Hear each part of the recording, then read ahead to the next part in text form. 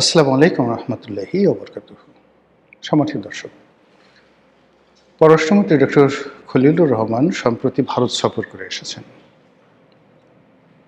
আমাদের সরকারের জন্য এবং আমাদের দেশের জন্য ভারতের এই সফরটি নিঃসন্দেহে অত্যন্ত গুরুত্বপূর্ণ ছিল। প্রথমত হলো যে আমাদের অর্থনীতির ভঙ্গুর অবস্থা, যে অর্থনীতির আমদানি বাণিজ্যের অলমোস্ট 46% ভারতের সাথে সম্পৃক্ত। আমরা এশিয়ান ক্লিয়ারিং হাউজের মাধ্যমে প্রতি ৩ মাস অন্তর অন্তর যে ব্যয় নির্বাহ করি, এটা আমাদের জন্য একটা বিরাট পাওনা। অর্থাৎ আমরা আমদানি করছি, তার ৯০ দিন পরে এশিয়ান ক্লিয়ারিং হাউজের মাধ্যমে ভারতকে আমরা আমদানির মূল্য পরিশোধ করছি। অথচ এই অন্য যে কোনো দেশের সঙ্গে যদি আমাদের লেনদেন হয়, ইমিডিয়েটলি এলসি এর সাইট, মানে দেখার সঙ্গে সঙ্গে, অর্থাৎ এই পণ্য শিপমেন্ট করার সঙ্গে সঙ্গেই তাদেরকে টাকাটা দিয়ে দিতে হচ্ছে। কোনো কারণে যদি দেরি হয় তাহলে সেক্ষেত্রে সংশ্লিষ্ট এলসি ওপেনিং যারা ব্যাংক আছে তাদেরকে সুদ গুনতে হয়।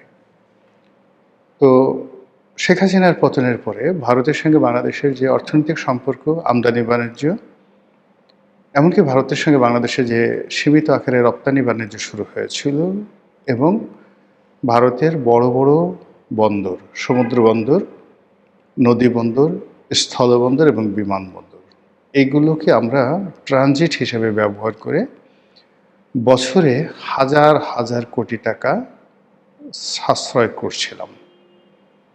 তারপর আবার যে সকল কাট আপ টাইম, যেমন ধরুন আমাদের গার্মেন্টসের একটি পণ্য আমরা এক্সপোর্ট করব আমেরিকাতে, এয়ারে অথবা সিতে। তো সেক্ষেত্রে আমাদের ব্যবসায়ীরা করতো কি, আমাদের যেমন বাংলাদেশ থেকে যদি ধরুন সিঙ্গাপুরে পাঠাই, কলম্বোরে পাঠাই বা দুবাইতে পাঠাই ট্রানজিট পোর্ট হিসেবে, তো সেখান থেকে আবার আমেরিকা বা ইউরোপের যে কানেক্টিভিটি আছে সিতে, এয়ারে, তার চাইতে আমরা যদি ভারতের বন্দরগুলো ব্যবহার করি, বেশ কয়েকটি বন্দর, সেখানে দেখা গেল ব্যবসায়ীরা কানেক্টিভিটি ভালো পায়, রেট কম পায় এবং ট্রানজিট টাইমও তুলনামূলকভাবে কম হয়। এই চুক্তিগুলো শেখ হাসিনার জমানাতে হয়েছিল, যার ফলে আমাদের আমদানি বাণিজ্য এবং রপ্তানি বাণিজ্য রীতিমতো ভারতীয় বন্দরগুলো ব্যবহার করে আমরা নিদারুণ লাভবান হচ্ছিলাম, যেটা ইউনূস সরকারের আমলে বন্ধ হয়ে যায়। এই জিনিসগুলো আমাদের ফেরত পাওয়ার জন্য দরকার। দ্বিতীয়ত হলো ভারতের সঙ্গে আমাদের যে পানি চুক্তি আছে, যেটি চলমান, গঙ্গা চুক্তি, পদ্মা নদীর হিস্যা এবং পানি বন্টন, এটা খুব দ্রুত নিষ্পত্তি করতে হবে। এর কারণ হলো যত কিউসেক পরিমাণ পানি আমরা পাচ্ছিলাম শেখ হাসিনার জমানাতে, সেটা অন্তত যদি বহাল না থাকে বর্তমান সরকারের জন্য গলার কাটা হয়ে দেখা দেবে। ভারতের সঙ্গে আমাদের যে জ্বালানি চুক্তি ছিল, যে অনুযায়ী এই সরকার মাত্র ১.৫ মাসের মাথায় তিনবার, একবার আসলো ৫,০০০ মেট্রিক টন, তারপরে বোধহয় ৯,০০০ মেট্রিক টন, আবার আসলো ৭,০০০ মেট্রিক টন ডিজেল পাইপলাইনের মাধ্যমে। এটা বাড়াতে হবে এই ক্রাইসিস মোকাবেলা করার জন্য। ভারত যদি এটা বন্ধ করে দেয় ইউনূস জমানার মতো, এবং যদি বন্ধ করে দিত, এই সময়টাতে আমরা যে তাদের কাছ থেকে যে পরিমাণ সাপোর্ট পেলাম এই গত ১.৫ মাসে, এটা যদি না হতো, বর্তমান সরকার যে ডিজেল পরিস্থিতি মোকাবেলা করছে সেটি আরও মারাত্মক আকার ধারণ করত। এর বাইরে শেখ হাসিনার বিচার, শেখ হাসিনার প্রত্যর্পণ, আওয়ামী লীগের রাজনীতি করা না করা, এই বিষয়গুলো নিয়ে যে ধোঁয়াশা সৃষ্টি হয়েছে, ভারতের যে কতগুলো দাবি দেওয়া রয়েছে, ভারতের যে কতগুলো এক্সপেকটেশন রয়েছে, সেই জায়গাগুলোতে সরকারকে টাচ করতে হবে। সরকার যদি ভারতকে রাজি খুশি করে আওয়ামী লীগকে ব্যান করতে পারে, বা আওয়ামী লীগকে যেভাবে নিষিদ্ধ করা হয়েছে এটা যদি সরকার কন্টিনিউ করতে পারে, ওয়েল অ্যান্ড গুড। আদারওয়াইজ এখানে ভারতের সঙ্গে তাদের একটা নেগোসিয়েশনে আসতে হবে, অথবা সেই ইউনূস জমানার মতো ভারতকে অ্যাভয়েড করে ভারতের চোখে চোখ রেখে কথা বলে এগুতে হবে। এর বাইরে বর্তমান সরকারের উপরে ভারতের নেক নজর, সমর্থন, এটা খুবই গুরুত্বপূর্ণ। এটার উপরে সরকারের স্থায়িত্ব, সরকারের টিকে থাকা, অথবা সরকারের কার্যক্রমে ভালো করা, এ সব কিছু নির্ভর করে। এরকম অনেকগুলো বিষয় নিয়ে আলোচনার জন্য পররাষ্ট্রমন্ত্রী খলিলুর রহমান সেখানে গিয়েছিলেন। যাওয়ার সময় আমাদের একরাশ আশা ছিল, কিন্তু তিনি সেখান থেকে যেভাবে ফিরে এসেছেন, ফিরে আসার পর যেভাবে এলোমেলো কথাবার্তা বলছেন, তাতে আমরা স্পষ্টতই হতাশ। তিনি বলেছেন, এটা অনেকটা ডোনাল্ড ট্রাম্পের মতো। তিনি বলেছেন যে বাংলাদেশের সঙ্গে ভারতের যে সম্পর্ক, সেই সম্পর্ক যদি ভারতকে এগিয়ে নিতে হয়, তাহলে অবশ্যই গঙ্গার পানি চুক্তি দ্বারা এটা শুরু করতে হবে। তো এখানে মূল ব্যাপার হলো যে বাংলাদেশের সঙ্গে সম্পর্ক স্থাপন করতে গিয়ে আমরা ভারতকে প্রিকন্ডিশন দিচ্ছি। বোঝার চেষ্টা করুন, এটা কোনো অবস্থাতেই আলোচনার কোনো ফলপ্রসূ দিক নয়।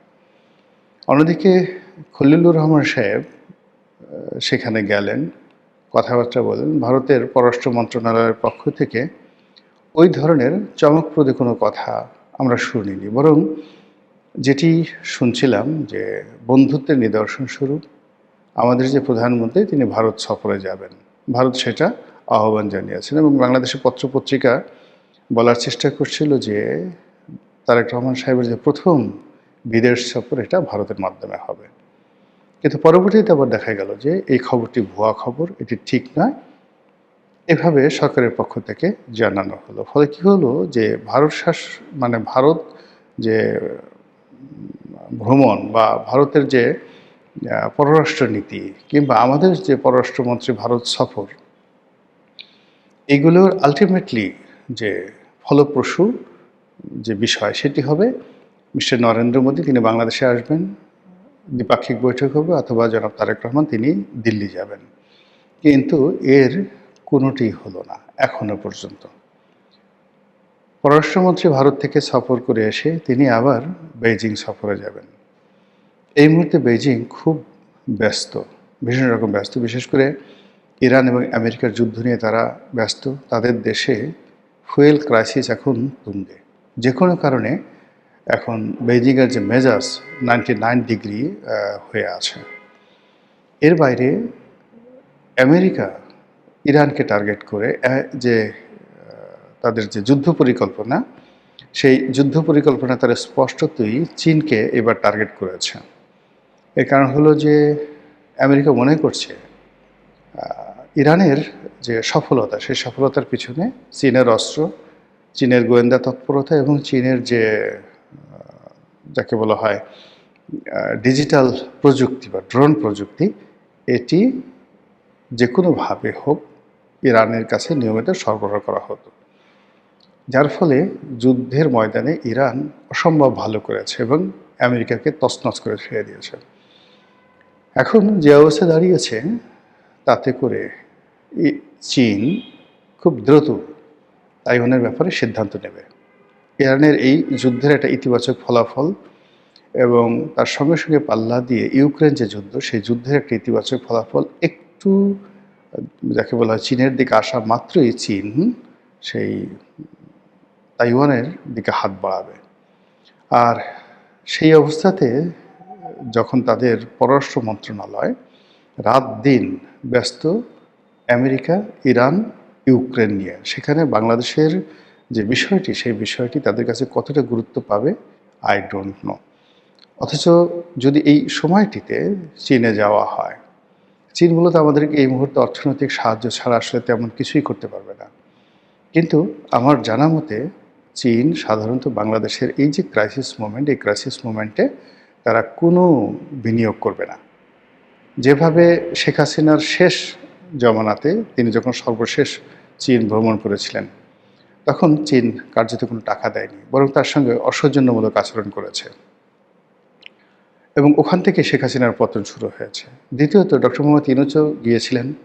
প্রথমে বলা হয়েছিল যে সেখান থেকে তিনি প্রচুর টাকা পাবেন, $40 বিলিয়ন পাবেন। পরবর্তীতে দেখা গেল 40 পয়সাও চীন ডক্টর মোহাম্মদ ইউনূসকে দেয়নি। আবার এই মুহূর্তে যেটা আছে, ডক্টর খলিলুর রহমান যদি চীন যান এবং সেখান থেকে খালি হাতে ফিরে আসেন, তাহলে ভারত থেকে তার যে সফর, সেই সফরটা 100% নেতিবাচক হয়ে পড়বে।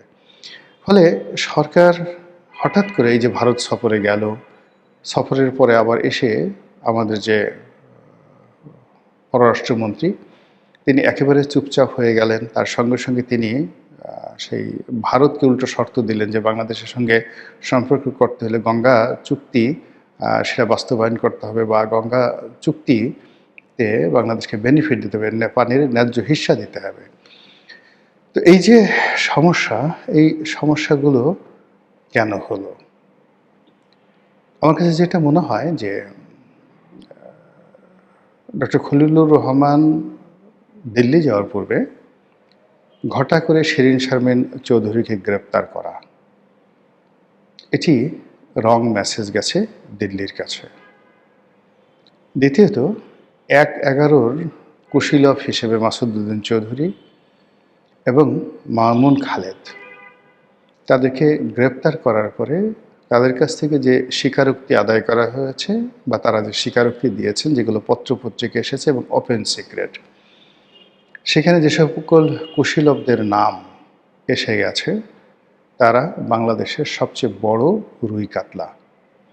এই রুই কাতলাগুলো সেই আজকে প্রায় ৩০-৩৫ বছর ধরে দিল্লির দাস হিসেবে, দিল্লির এজেন্ডা বাস্তবায়নকারী হিসেবে তারা বাংলাদেশে বসে সবসময় ক্ষমতার কলকাঠি নাড়ে। আবার একই সময় এই চক্রটি, এই সিন্ডিকেটটি আমেরিকা এবং ইউরোপ, তাদেরও প্রতিবহী হিসাবে, স্বার্থ রক্ষাকারী হিসাবে, দাবিদার হিসাবে বাংলাদেশে কাজ করে। তো খলিলুর রহমান সাহেবের দিল্লি সফরের আগে শিরীন শারমিন চৌধুরীর গ্রেপ্তার এবং ১/১১-র কুশীলব হিসেবে খালেদ মামুন এবং মাসুদউদ্দিন চৌধুরীর গ্রেপ্তার, তার সঙ্গে সঙ্গে যেটাকে আমি বলবো যে সাপের লেজে পা দিয়েছে সরকার, অর্থাৎ ১/১১ সকল কুশীলবের নাম যেভাবে সামনে চলে এসেছে, এতে করে বাকিদেরকেও ধরতে হবে, এবং বাকিদেরকে যদি ধরা না হয় তাহলে এই যে দুজনকে ধরা হয়েছে এটি সরকারের জন্য বুমেরাং হয়ে দেখা দেবে।